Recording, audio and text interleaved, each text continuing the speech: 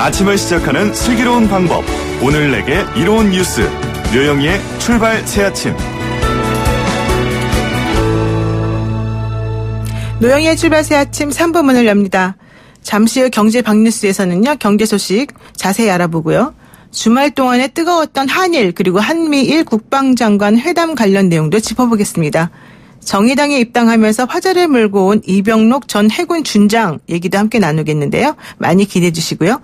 청취자 여러분께서도 의견 주십시오. 방송 중에 함께합니다. 짧은 문자 50원, 긴 문자 100원에 유료 문자 샵 0945, 우물정 0945로 보내주시면 되고요. 유튜브 보이는 라디오 채팅창 열려 있습니다. YTN 보이는 라디오 이렇게 실시간 라디오 이렇게 치시면 되고요. 저는 잠시 후에 뵙겠습니다.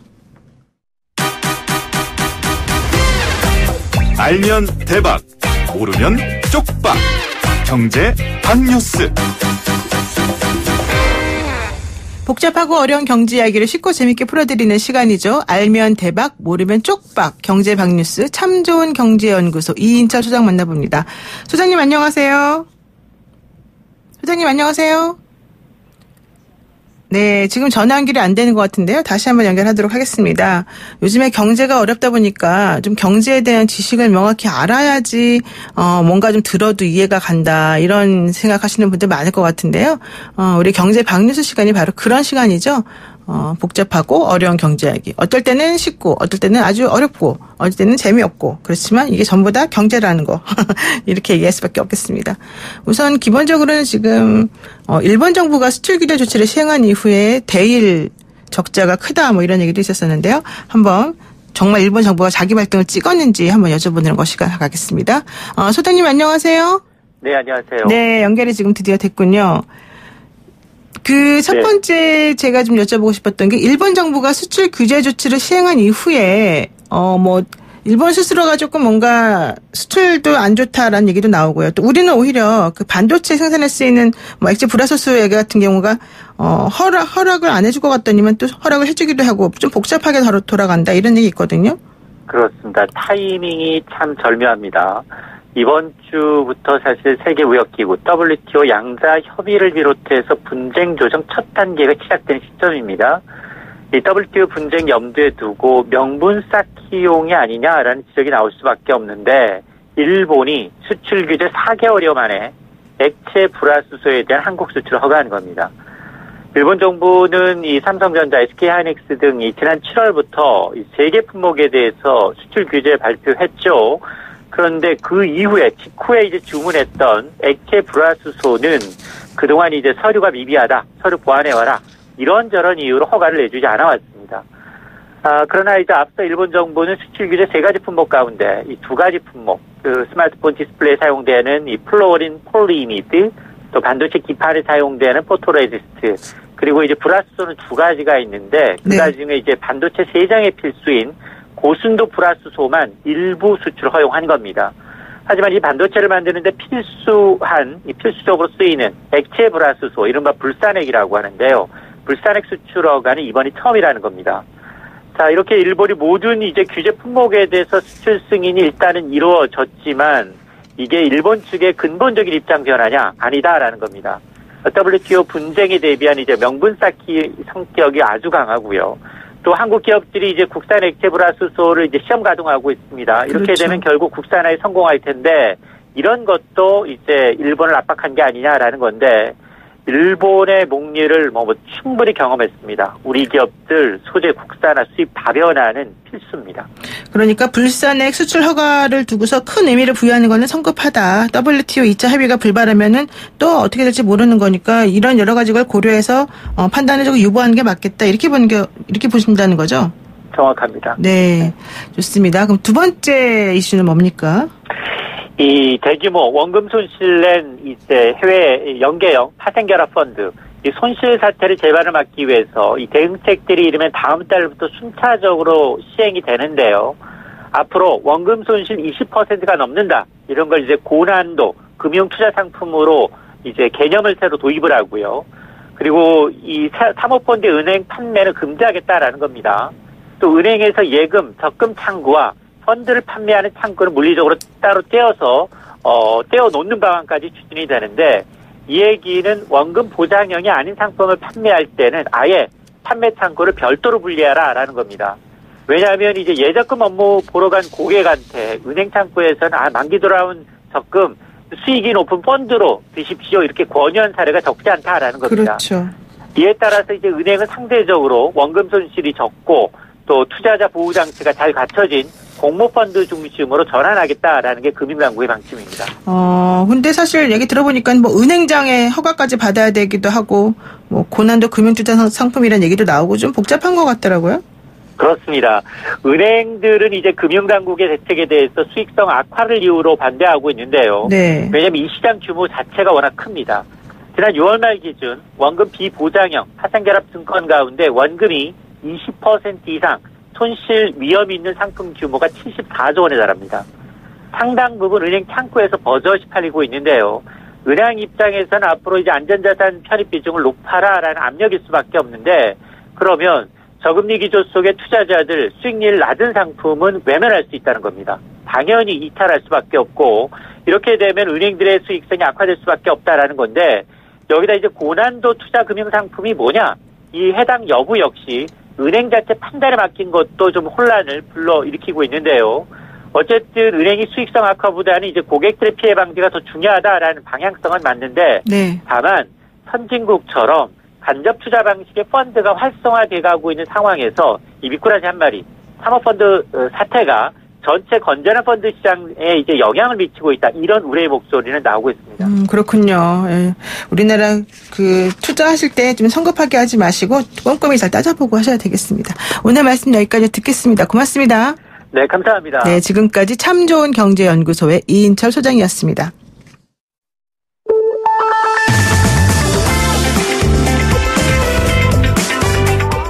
영희와 함께하는 슬기로운 출근길 노영희의 출발 새 아침은 청취자 여러분과 함께 만들어갑니다. 짧은 문자 50원, 긴 문자 100원에 유료 문자 샵 0945, 우물정 0945로 문자 보내주시거나 유튜브 보이는 라디오 댓글창, YTN 라디오 어플리케이션 예스를 통해 여러분의 목소리를 들려주세요. FM 94.5MHz YTN 라디오 노영희의 출발 새 아침 잠시 후 계속됩니다.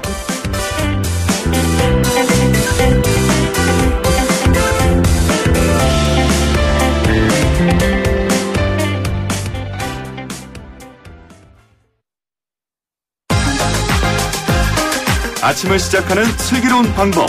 오늘 내게 이로운 뉴스. 노영희의 출발 새 아침 슬기로운 인터뷰. 네, 주말 사이에 방콕에서 열린 한미일 국방장관 회의는 뭐 그냥 그렇게 끝난 것 같아요. 그리고 지소미아는 이제 예정된 수순대로 종료될 가능성이 있는데 이런 가운데서 한미 군사훈련도 사실 연기하기로 해서 또 북한하고 미국 간의 협상 테이블이 좀 마련되는 거 아니냐라는 또 좋은 소식도 있는 것 같습니다. 트럼프 대통령이 트윗 내용으로 보게 되면 아마도 좀 그런 걸 염두에 두는 것 같기도 하는데요.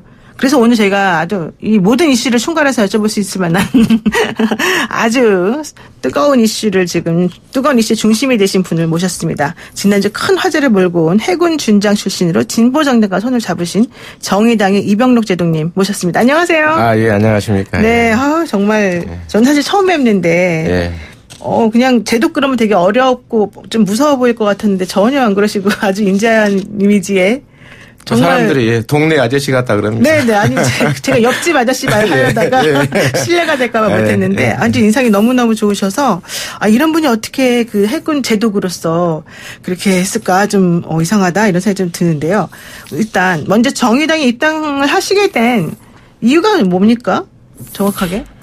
저는 이제 전역을 해가지고 제가 못 가봤던 길이 궁금하지 않습니까? 그렇죠. 근데 나이 60다 돼가지고 어디 막노동판에 가서 사회를 알 수는 없는 거고 그래서 이제 시민단체 속에 들어가서 활동을 했는데 그게 뭐 왔다 갔다 하는 시간, 회의 시간, 그 시간이 굉장히 많더라고요. 그렇죠. 시간이 많이 걸리죠. 차라리 그럴 바에는 그 시민단체가 움직이자고 하는 게 결국 정치권을 움직이자고 하는 거지 않습니까? 네. 그럴 바는 바로 정치권에 들어가서 지렛대를 잡으면 되지.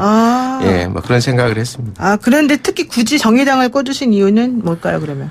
일단 뭐 거대 양당은 뭐 이렇게 인재가 많지 않습니까? 가봐야 제가 그냥 머리수 채워주는 역할밖에 없죠 사실. 정의당에 가면은 좀 머리를 좀 이렇게 채워줄 수 있을 것 같더라고요. 그러니까는 뱀의 꼬리가 되기보다는. 예.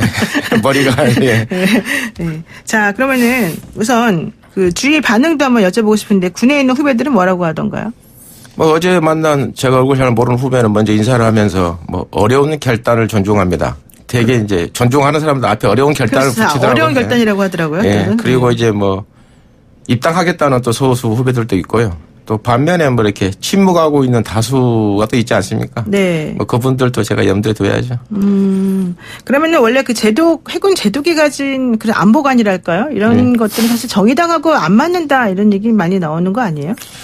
일단 안보가 제가 지금까지 평생 해왔던 것은 지키는 안보였지 않습니까? 네, 그렇죠. 침략을 억제하는 거. 네. 근데 그것을 이제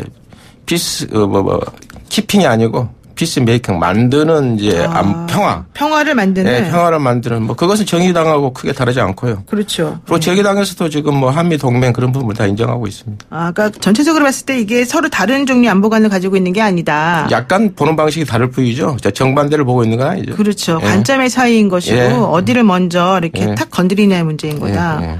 자, 그렇으면 좋습니다. 지금 그 한일 군사정보보호협정 지소미아 종료가 이제 얼마 안 남았는데요. 예. 지난 주말에 뭐 회담도 열리고 그랬어요. 근데 결과적으로는 뭐 입장 차이만 확인하고 끝난 건데 이렇게 될 거라고 예상은 하셨죠? 예, 예상을 하고 있었습니다. 일단은 뭐 일본이 우리 사법권 결정에 대해서 뭐 내정 간섭을 해왔고 그다음에 뭐 4월 달에는 예무성 홈페이지에 가까운 이웃나라라는 표현도 삭제하고 그렇죠. 예, 바로 이어서 뭐 경제적인 보복이 들어왔는데 일본의 입장 변화가 없이 네. 우리가 입장을 변화하면은 국민들 눈에 아니면 세계 다른 나라의 눈에는 굴복하는 것으로 보이지 않겠습니까? 그렇죠. 정부에서는 아마 일본의 입장 변화가 있으면 아마 우리 정책을 계속 그런 입장이었죠. 사실은. 네. 아니 그런데 정병두 국방장관은 그래도 지소미아를 연장해야 된다 이런 의견을 계속 하신 걸로 알고 있는데. 일단 군에서는 뭐 많으면 좋은 다다익선이지 않습니까? 그래서 우리가 이렇게 정보를 판단해 봤는데 그 아직 불충분하면 일단 미군 정보하고 비교를 해봐야 되겠죠. 네. 거기에 뭐 일본 정보까지 하나 더 비교한다면 굉장히 좋은 일인데 그리고 상식적으로 생각해 보면은 일본이 미국이 모르는 정보를 알고 있다거나 네. 또 아무리 동맹이라도 정보는 안 주는 경우가 있거든요. 그렇죠. 자기 정보 능력을 감추거나 아니면 정치적으로. 그럼 미국이 안 주는 정보를 일본이 주겠느냐.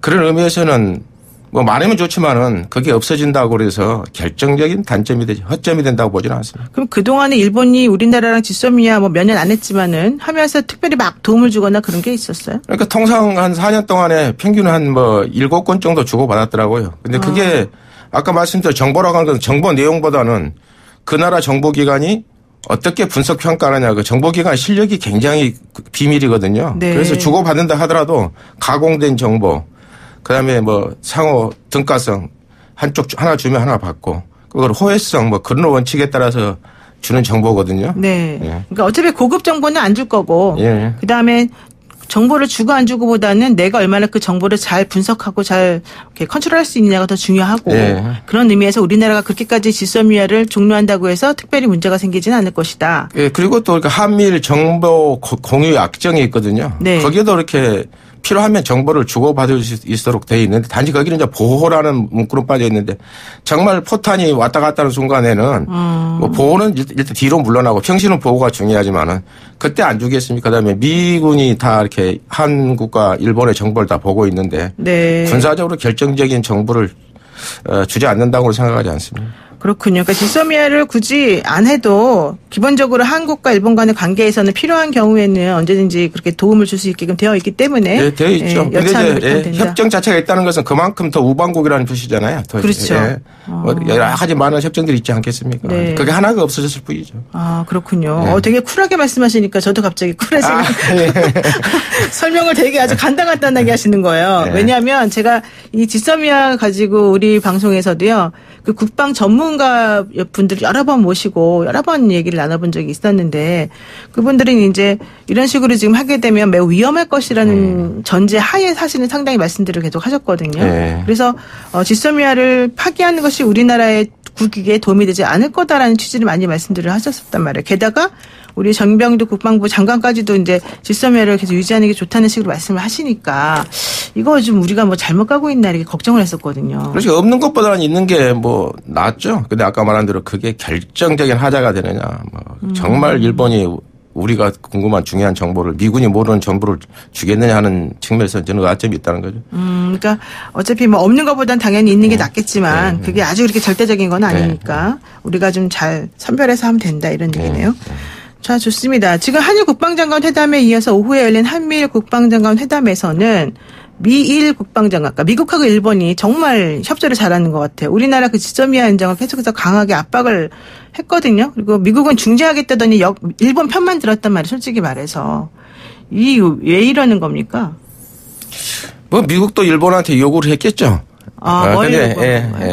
근데 이제 일단은 표면적으로는 우리한테만 이제 많은 압박을 하고 있는 것 같은데 미국의 입장에서는 일본과 한국 중간에 있지만은 한국과 일본이 가깝게 지내면 좋지 않겠습니까? 그래서 1965년 한일 협정부터 네. 모든 관계 한국과 일본이 이렇게 서로 가까이 지내는 것을 원해왔고. 네.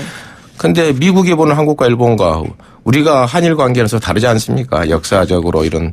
그래서 미국의 입장과는 좀 다를 수밖에 없는 게 한국의 입장이지 않겠느냐. 일본을 바라보는 시각에 대해서는. 그리고 이제 저는 미국이 이걸 하려면은 뒤에서 이렇게 조정을 해야 되는데 앞에 표면에 나서버렸다 이거죠. 그래서 그것을 바라보는 또 일부 비판적인 국민들이 있을 수가 있을 것이고 오히려 역효과가 나지 않았겠느냐. 네. 예. 그러니까 실질적으로 뭘 하려면은 미국 국민들도 잘 모르겠는데 뒤에서 뭔가 거중 조정을 그렇죠. 한일 정부만 아는 거중 조정이 필요했는데 그게 그렇죠. 국민들 눈에 드러나 버리니까 오히려 협상력이 떨어진 거 아니냐. 그러니까 오히려 이제 눈치 보느라고. 예. 그럴 수 있겠군요. 예. 자, 그러면 이런 상황에서 우리 정부는 어떻게 해야 되는 거예요? 참 제가 대통령이라도 이건 정말 어려운 문제인 것 같습니다. 일단 뭐 동맹이 미국에서 강력하게 요구하고 있고 그다음에 칼을 뺐는데 정부에서 카드를 뽑았는데 그 카드를 갑자기 명분 없이 집어넣어 버릴 수도 그렇죠. 없는 것이고 그러려면 이제 결국 민주주의 국가에서는 정부를 움직이는 것은 국민 여론인데 국민 여론이 압도적으로 일본과 유지를 해라. 그런데 지금 또 여론도 뒷받침해 주지 않고 아마 정부 입장은 사면 초과일 것으로 생각됩니다. 정부가 그때 많이 고심했던 것 같아요. 이거 지소멸이 연장하냐 종료하냐를 가지고서. 왜냐하면 3개월 전에 통보를 미리 해야 되기 때문에. 어쨌든 결단을 내렸으니까 결단대로 밀고 나가는 게 맞는 것 같다. 자, 그러면요. 이제 그 지소멸 얘기는 거기까지 하고요. 그 한미연합공중훈련이 지금 연기됐다는 소식이 나오지 않았습니까? 이거는 무슨 뜻으로 봐야 됩니까? 일단 뭐 단기적으로 북한한테 우리가 화해의 제스처를 이렇게 보내는 건데 저는 뭐 이 평화 체제가 오더라도 군사 훈련을 해야 되는 거거든요. 네. 학생이 공부하는 건 당연하고 군인이 장비를 갖추고 훈련하는 건 당연한데 서로 간에 서로의 발목을 잡으면은 우리가 주변국에 대한 대응 능력이 떨어지지 않겠습니까?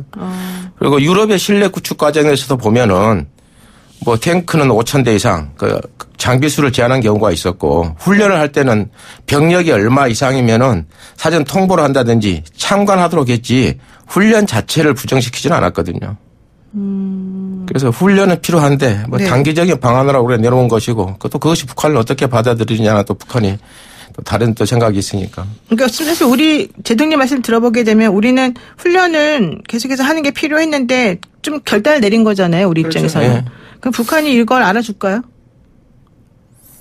일단 훈련을 우리가 뭐 영구히 중지하는 게 아니고 임시적으로 중지를 했고 만약에 이제 북한 군의 입장에서 본다 그러면 우리가 F-35를 들어온다거나 하는 것에 대해서 사실 뭐 그런 것을 위협을 느끼지 않겠습니까? 그러니까 서로 단기적인 훈련 중지 가지고는 서로 간에 가장 기본적인 신뢰 구축이지 근본적인 신뢰 구축은 아니라고 생각합니다. 그러니까 이렇게 한 번 정도씩 뭐 훈련 잠깐 중지한다고 해서 그게 크게 영향을 많이 미치지는 않을 것이다. 이렇게 보여주시는 거군요. 지금 그렇다면은 정말 말씀하신 대로 어제 북한 반응이 매우 뜨뜻미지근했다 이런 얘기 하거든요. 그래서 북한 외무성 대변인 담화를 통해서 오히려 이 유엔에서 채택한 북한 인권 결의를 강하게 비난하고 나선 상황인데 그렇다고 한다면은 이게 의미도 없는 거를 할 필요가 있습니까? 그래도 일단은 사이가 나쁜 관계에서 개헌을 하자는 그 제스처를 계속 보여줘야 그나마 유지가 되지 않습니까? 네. 근데 우리나라만 계속 그러고 있지 않아요? 지금 계속해서 우리는 잘해주려고 그래도 북한이 맨날 뭐라 하는 거잖아요.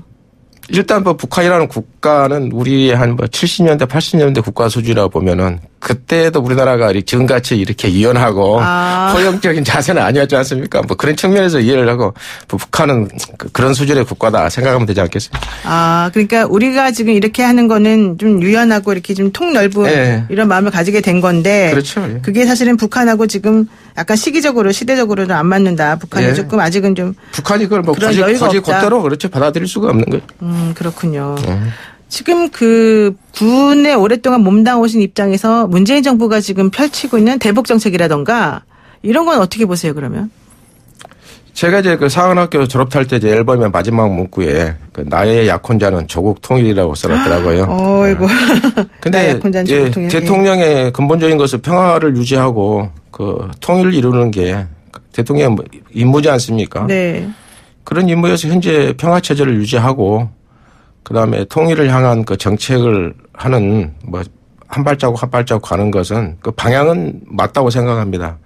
근데 이제 그 배를 비유해서 가는 방향은 맞는데 네. 과연 그 뱃사공들이 노를 정말 잘 젓고 있냐? 네. 뭐 거기는 뭐 몇 가지 의문점이 있죠. 어떤 뱃사공이 노를 못 져요? 이제 뭐 최근에 왜 이렇게 많이 문제가 되는 정책들이 있지 않습니까? 그다음에 뭐 기무사 개편할 때도 저는 이왕 개편하려면 좀 더 확실하게 하지 하는데 꼭 봉합해버린 그런 느낌이었거든요. 그렇군요. 기무사 관련해서도 그렇고. 그때 이제 계엄령 문건 나온 거 관련해서도 좀 문제가 좀 있었었고 그랬는데. 뭐 계엄령 문건 자체만 가지고도 하나의 큰 이게 이제 주제거리가 되는데 뭐 시간이 계엄령까지 나올 필요가 있겠습니까? 괜찮습니다. 네. 그러니까 이제 계엄령 문건을 군인들은 이렇게 만일의 사태에 대비해가지고 준비를 해야 하는 게 군인이지 않습니까? 그렇죠. 뭐 국민들은 전쟁 생각 않지만 항상 전쟁을 대비해야 되는 그런 의미에서 청와대가 수방사 안에 있으니까 그 청와대를 지킨다는 의미에서 어떤 그 검토는 했을 수가 있습니다. 뭐 그 군인으로 당연한 거죠. 그런데 약간 이제 지휘부에서 정부적 판단이 부족한 게 네. 그 계엄은 개짜도 사실 꺼내면 안 되는 거고 꺼내더라도 기무사가 아닌 합참의 계엄과를 통해서 그렇죠. 했어야 되는 거죠. 그런데 이제 그렇게 검토는 한 것은 사실이지만 그게 정말 군대를 해서 그걸 실행했다고 하기에는 좀 문서가 좀 빈약합니다. 그래요? 왜냐하면 우리가 여행을 가더라도 네. 방콕을 간다 그러면 뭐 한 장짜리 나오지만은 실제 여행객을 모집해가지고 방콕 가려고 그러면 몇 장짜리 보고서가 나옵니까? 네. 비행기 표부터 시작해가지고 각 방 일정표 다. 근데 그런 게 없다는 거죠.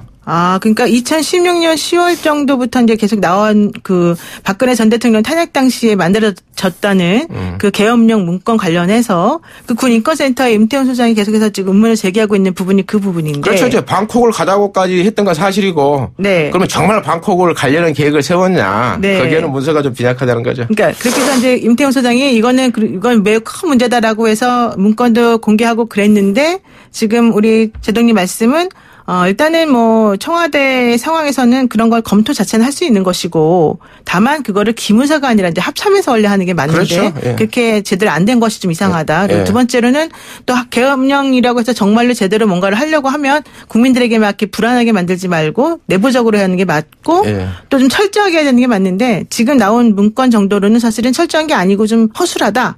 그렇죠. 그게 기무사에서 만들어서 그런 건가요? 예. 그리고 또 국민 정서상 그 계엄이란 말 끄집어내면 안 됩니다. 우리 민주 헌정사에 좀 비극이지 않습니까? 그렇죠. 예, 그래서 만약 제가 합참이었다면은 뭐 그런 검토도 하지 말라고 아마 그랬을 겁니다. 그러니까 그렇게 됐는데 결과론적으로는 그렇게 엉터리 같이 돼버렸고 그거와 관련해서 기무사에 대해서 그러면은 좀 월권하지 말아라라고 해서 이번 정부에서도 뭔가 좀 조치를 취하려고 하다가 그게 또 용두사미가 되어버렸다. 그렇죠. 기무사를 개편하려면은 좀 더 다른 방법으로 개편할 수가 있었는데. 어떤 방법이 있나요? 예를 들어서 옛날 중앙정보부가 좀 잘못된 행동을 하니까 명칭을 안전기획부로 바꿨잖아요. 그렇죠. 예, 안기부로 바꿨죠. 그러면 그 이름 자체를 격을 낮춰야 되는 거거든요. 근데 안전기획부라고 하는 것은 그 이름 자체가 더 상위 개념이 돼버린 거지 않습니까? 네. 그럼 기무사도 기무라고 하는 것은 뭐 이렇게 보안이나 방첩인데 네. 안보 지원사가 되면 더 상위 개념 이름이 돼버린 거거든요. 더 기능을 낮춰야 되는데.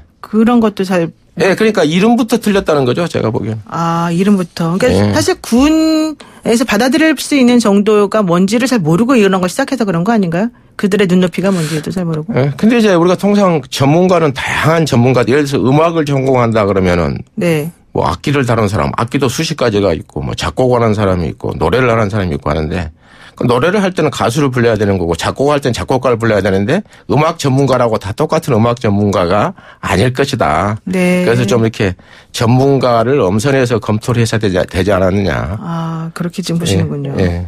역시 전문가가 나오니까 다르시네요. 분석이 다르십니다. 그러면요, 이제 또 조금 이슈 바꿀게요. 그 모병제 문제 한번 여쭤보고 싶습니다. 예. 요즘에 핫한 이슈가 모병제고, 사실 정의당 입장에서는 모병제에 대해서도 조금 일반 저희 애들하고 좀 다른 생각을 갖고 있을 수도 있을 것 같아요. 어떻게 보세요? 뭐 정의당도 이제 모병제 40만이 됐을 때 모병과 직모를 혼합하는 그런 계획을 총선 때 발표도 했고, 그런데 우리가 언젠가는 모병제로 가야 됩니다. 근데 그 시기가 언제이냐 하는 뭐 저도 예측하기 굉장히 어렵죠.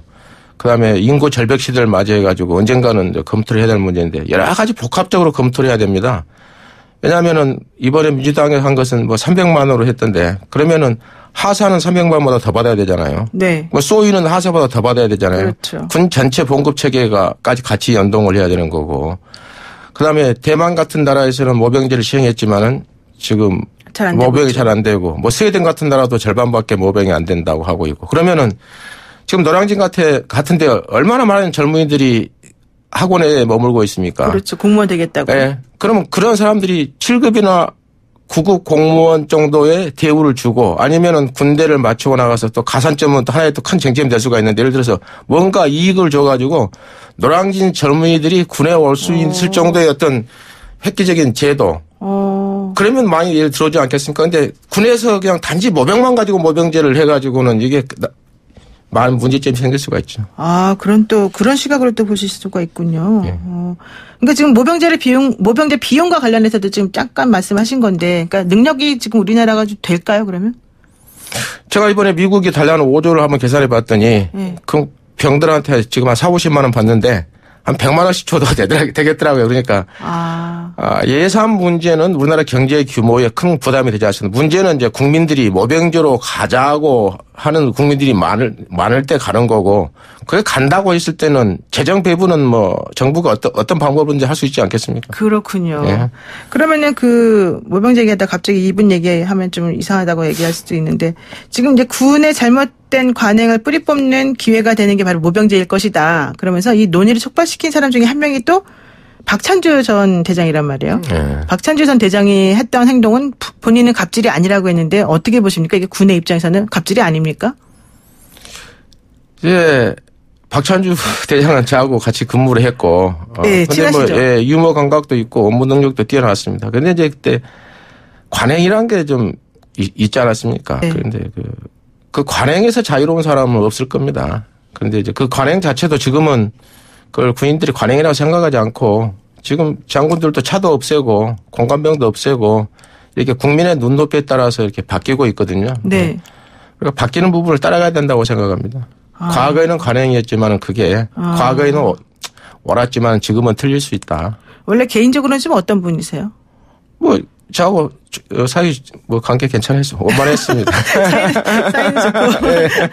본인은 되게 그 청년들한테 또 오히려 인기 많다 이런 얘기도 하고 그러던데. 뭐 그런 측면이 있죠. 사람이 성격이라고 하는 게 좋게 보면 다 좋게 보인 거고 나쁘게 보면 그것도 장점도 단점으로 보이는 것이고. 그렇군요. 네. 네, 지금 자꾸 제가 얘기가 딴 데 왔다 갔다 해서 죄송합니다.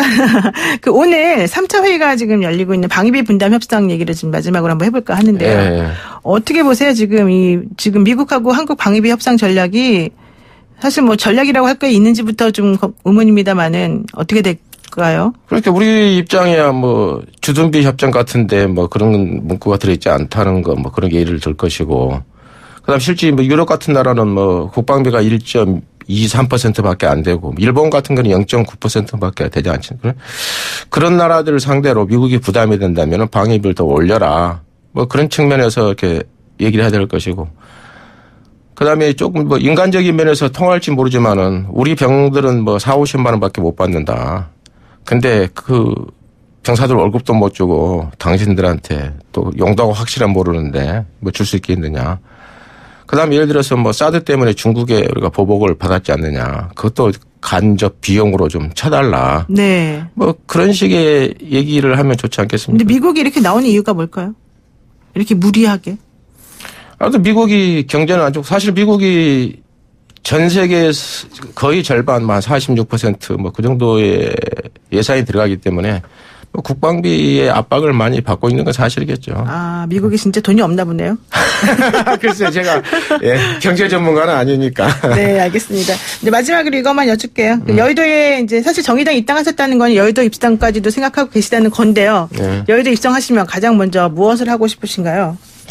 제가 이제 먼저 농담 하나 하면은 베트남전 때 이제 미군 장군이 저기 밀림에 갔는데 그 전술적으로 중요한 위치가 아닌데 비행장이 있고 육군 부대가 주둔하고 있었습니다. 그래서 육군한테 물어봤더니 비행장을 시킨다고.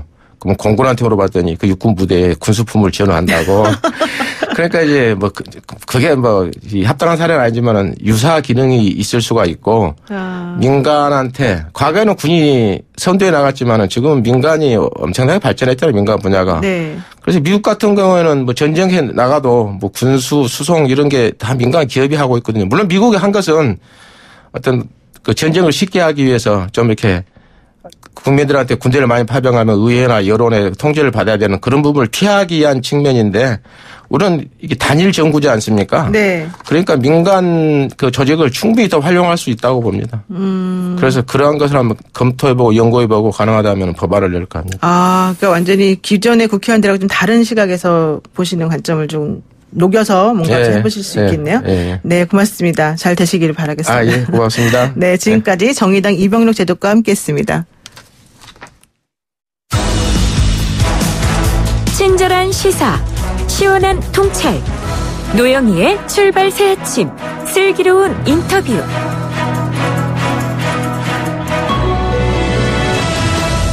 네, 우리 한참 그 어린이 대통령 뽀로로가 아주 인기 많았는데요. 요즘도 물론 많지만 요즘은 직장인들의 대통령이 또 새로 나왔습니다. 누군지 아시겠죠? 자이언트팽 TV의 주인공.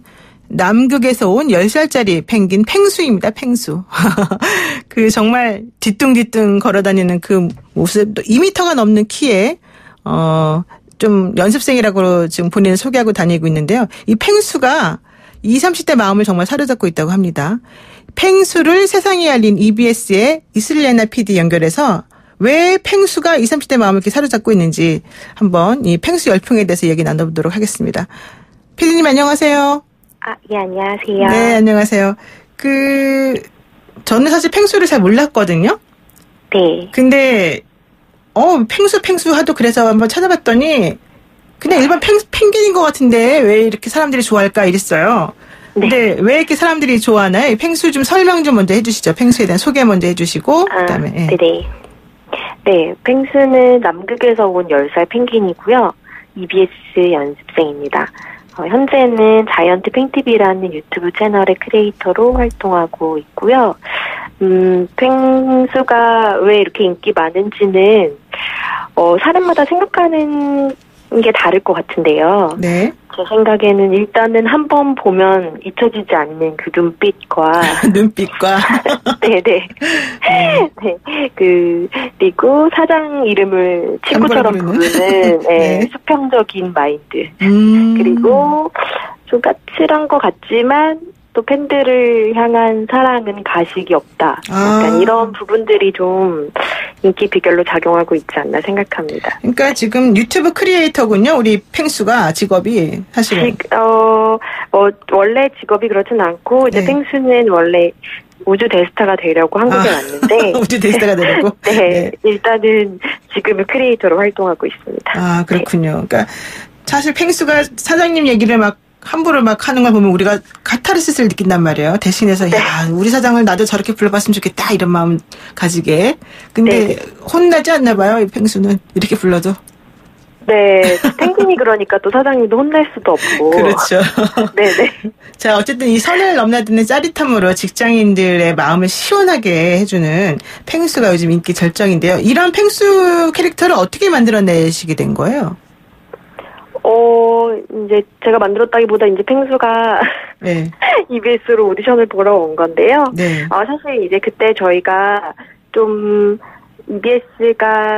EBS도 너무 이제 어린 친구들 말고도 네. 약간 초등학교 입학한 이후에 이제 친구들도 어떻게 하면 사로잡을 수 있을까 고민 중이었어요. 네네. 네, 그런데 아무래도 그 친구들은 EBS 하면은 좀 뭔가 가르치려고 한다. 아니면은 아기 때나 보는 프로그램이다. 이렇게 그렇죠. 많이 생각들을 하고 네네. 이제는 유튜브 컨텐츠나 아니면은 그냥 엄마 아빠가 보는 어른들이 보는 그런 예능 프로그램을 많이 본다는 생각이 들더라고요. 네네. 그래서 좀 같이 웃고 즐길 수 있고 어떻게 보면 어른들도 재밌어서 같이 볼 수 있을 만큼의 그런 콘텐츠를 만들고 싶다 생각하고 있었거든요. 그랬군요. 근데 그게 딱 맞아 떨어졌네요. 네네. 지금 그 펭수가 처음에는 그 유튜브 구독자가 30몇 명밖에 안 됐었을 때가 있었다고 제가 들었어요. 그런데 갑자기 네네. 엄청나게 폭발적인 인기를 딱 누리게 됐단 말이에요. 그 구독자 수도 많고 또 좋아하는 네. 팬도 엄청 많아졌고 그 갑자기 그렇게 딱 되게 된 결정적인 뭐 키워드라 그러면 키워드가 뭘까요?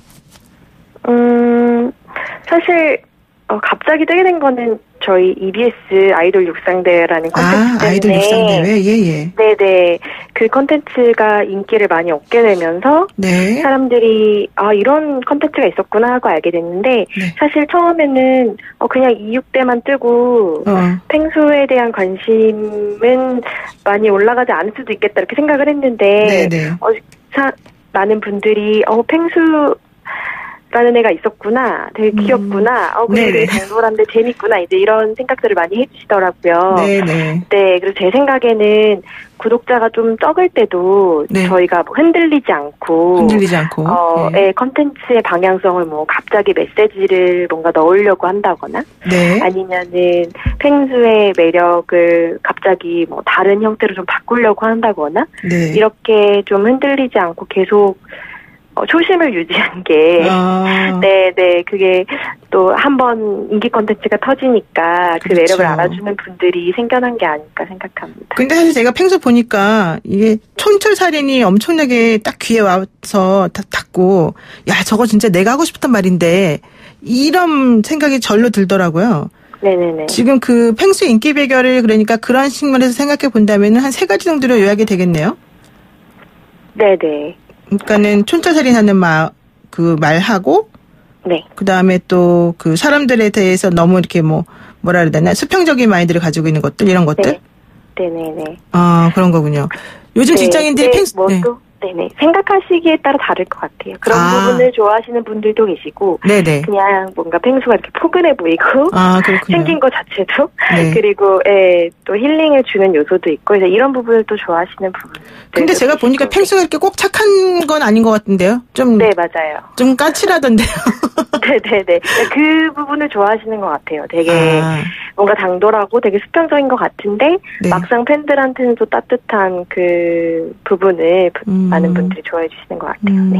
그러니까 요즘 직장인들이 펭수 보면서 위안을 얻는 것 중에 하나가 돈 얘기만 나오면 갑자기 EBS 사장님 이름을 읊조린다고. 네네네. 그 왜 그러는 겁니까? 일단 펭수 10살이니까 네. 돈 개념이 별로 없고 네. 일단 펭수는 그런 생각을 가지고 있어요. 사장님과 이렇게 편하게 사장님 이름도 부를 수 있고 네. 돈이 필요하면 달라고 할 수도 있어야 잘 된다 이런 생각을 가지고 있더라고요. 또. 네. 그러니까 우리가 엄마한테 돈 필요하면 엄마 돈 주세요 하듯이 네. 펭수도 돈이 필요하면 사장님 이름을 일단 읊어대야 사장님이 돈을 준다는 생각이군요. 네, 그리고 EBS 연습생이니까. 그렇죠. 일단은, 투자를 받으려면은, 사장님부터 시작을 해야, 빠르게, 투자를 받을 수 있으니까요. 그렇군요. 우리 그 피디님께서도 사실은 직장인이신데, 네. 펭수 보면은 부럽겠어요, 그러면? 네, 뭐. 네, 이렇게 좀 통쾌할 때도 있죠. 그렇죠. 그럼 지금 이제 펭수가 지금 EBS 방송하고 유튜브를 통해서 콘텐츠가 많이 올라오고 있습니다. 그 TV 방송하고 유튜브 두 매체에 담는 이야기가 좀 다른가요? 아니면 어떻게 같은가요? 저희가 TV에 나간 방송을 그대로 유튜브에 업로드를 하고요. 그리고 약간 방송에서는 저희가 RT, 그러니까 러닝타임 제한도 있고 아무래도 좀 지켜야 할 것들이 있다 보니까 거기서는 못하는 약간 짧고 가벼운 콘텐츠는 유튜브에 추가적으로 업로드를 하고 있어요. 아, 그러니까 약간 그 매체의 특성에 따라서 조금씩 다르게 하시는군요. 네, 근데 결국에는 뭐 TV에 올라간 거를 그대로 유튜브에 올리기 때문에 네. 네, 그냥 추가적인 콘텐츠를 더 올린다. 유튜브에서는 이제 TV에 나간 콘텐츠를 또 가지고 댓글이나 이런 걸로 소통을 할 수 있잖아요. 네. 이제, 네.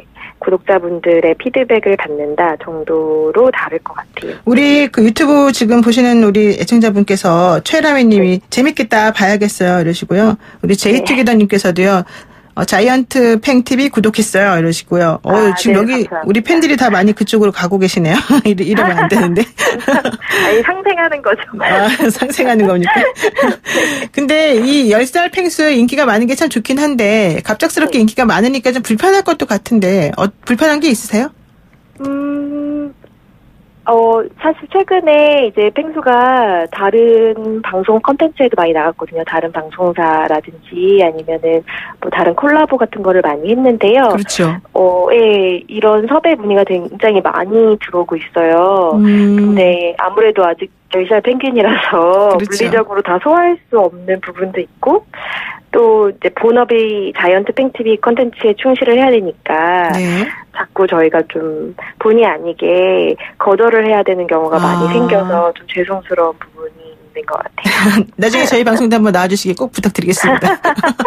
그리고 마지막으로 펭수가 앞으로 시청자들에게 어떤 친구가 되길 바라는지 한 30초 정도만 짧게 얘기해 주시죠. 한때 곁에 머무는 친구가 아니라 좀 오래오래 함께 마음을 나누는 친구가 됐으면 좋겠다는 바람 하나가 있습니다. 그러니까 왔다 스쳐 지나가는 그런 네. 친구가 아니라 오랫동안 나의 정말 정신적인 친구로 남을 수 있는 그런 정말 진정성 있는 친구로 남고 싶다. 네. 그게 정말 우리 요즘 사람들이 계속 생각하는 그런 인간관계가 아닌가 또 생각이 드네요. 고맙습니다. 예. 오늘 말씀 이렇게 듣겠습니다. 네. 네, 감사합니다. 지금까지 EBS의 이슬예나 PD였습니다. 아유, PD님이 이름도 예쁘네요. 이슬예나.